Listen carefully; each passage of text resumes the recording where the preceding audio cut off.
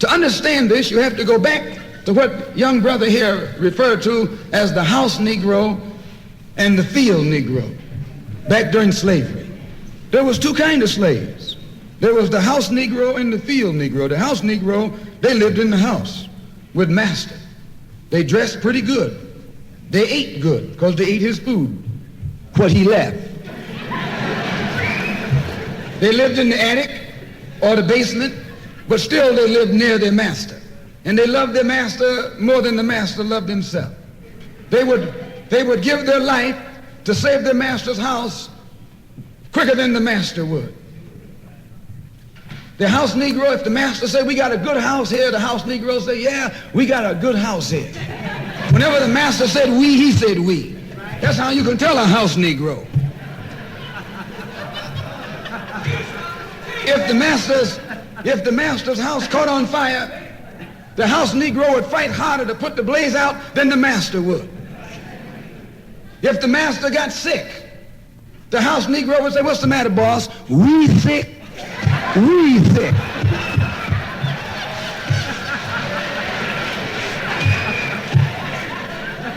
He identified himself with his master more than his master identified with himself.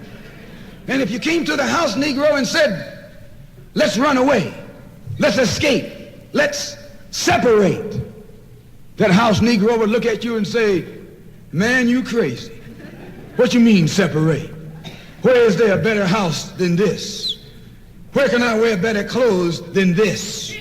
Where can I eat better food than this? That was that house Negro. In those days, he was called a house nigger. And that's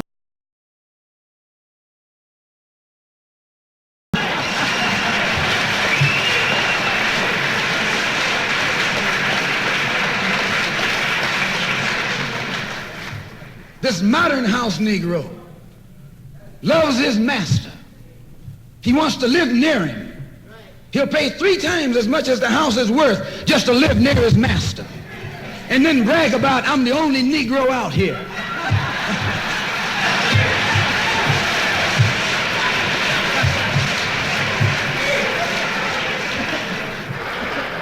I'm the only one on my job. I'm the only one in this school. You're nothing but a house Negro. And if someone come to you right now and say, let's separate, you say the same thing that the house Negro said on the plantation. What you mean separate? From America? This good white man? Where you gonna get a better job than you get here? I mean, this is what you say. I ain't left nothing in Africa. That's what you say. Why, you left your mind in Africa.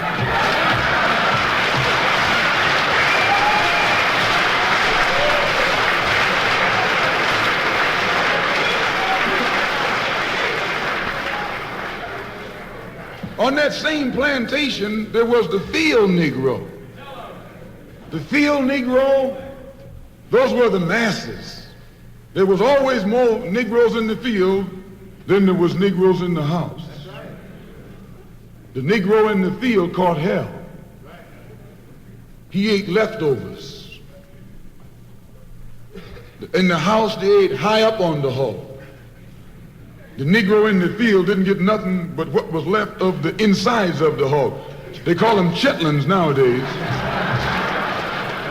In those days, they call them what they were, guts.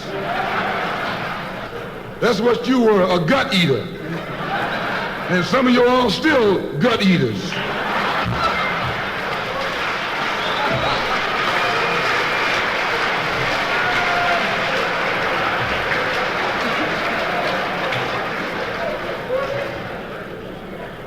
The field Negro was beaten from morning till night. He lived in a shack, in a hut. He wore cast-off clothes. And he hated his master. I say he hated his master. He was intelligent. That house Negro loved his master. But that field Negro, remember, they were in the majority. And they hated the master. When the house caught on fire, he didn't try and put it out. That field Negro prayed for a wind. for a breeze. When the master got sick, the field Negro prayed that he died. If someone come to the field Negro and said, let's separate, let's run, he didn't say, where are we going? He said, any place is better than here.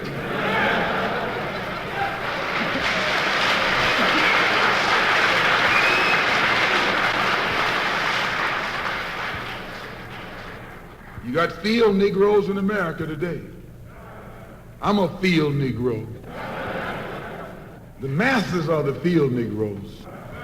When they see this man's house on fire, you don't hear these little Negroes talking about our government is in trouble. They say the government is in trouble.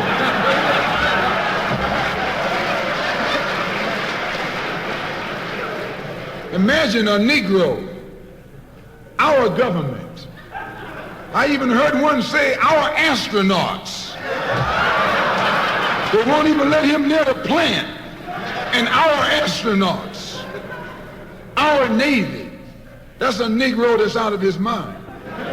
That's a Negro that's out of his mind. Just as the slave master in that day used Tom, the house Negro, to keep the field Negroes in check, the same old slave master today has Negroes who are nothing but modern Uncle Toms, 20th century Uncle Toms, to keep you and me in check, keep us under control, keep us passive and peaceful and nonviolent. That's Tom making you nonviolent. It's like when you go to the dentist and the man is going to take your tooth. You're going to fight him when he starts pulling. So they squirt some stuff in your jaw called Novocaine to make you think they're not doing anything to you. So you sit there, and because you got all that Novocaine in your jaw, you suffer peacefully.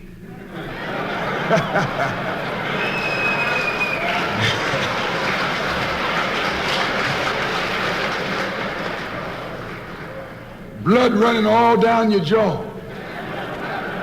And you don't know what's happening because someone has taught you to suffer peacefully. The white man do the same thing to you in the street. When he gonna want to put knots on your head and take advantage of you and don't have to be afraid of you fighting back, to keep you from fighting back, he get these old religious Uncle Toms to teach you and me. They're just like Novocaine, suffer peacefully. Don't stop suffering, just suffer peacefully. As Reverend Cleave pointed out, let your blood flow in the streets. This is a shame.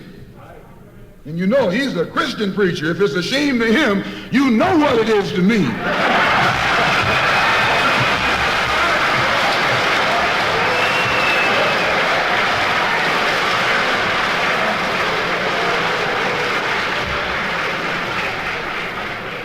Because nothing in our book, the Quran, as you call it, Koran, teaches us to suffer peacefully. Our religion teaches us to be intelligent, be peaceful, be courteous, obey the law, respect everyone. But if someone puts his hand on you, send him to the cemetery.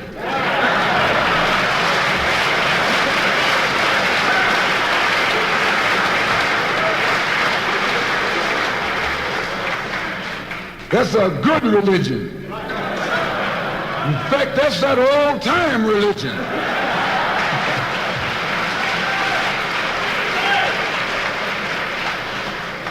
That's the one that Ma and Pa used to talk about. An eye for an eye, and a tooth for a tooth, and a head for a head, and a life for a life.